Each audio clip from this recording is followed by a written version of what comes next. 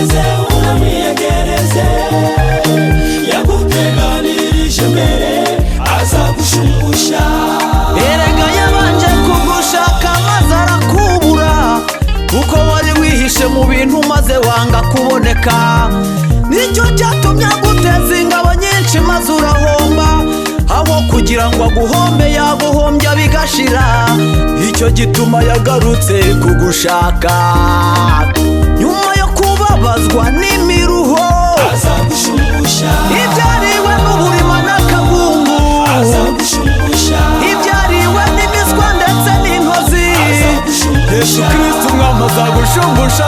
Nyuma y'ibyo ngibyo yashumbushije Yobu, azagushungusha. hanyuma yo kugeragezwa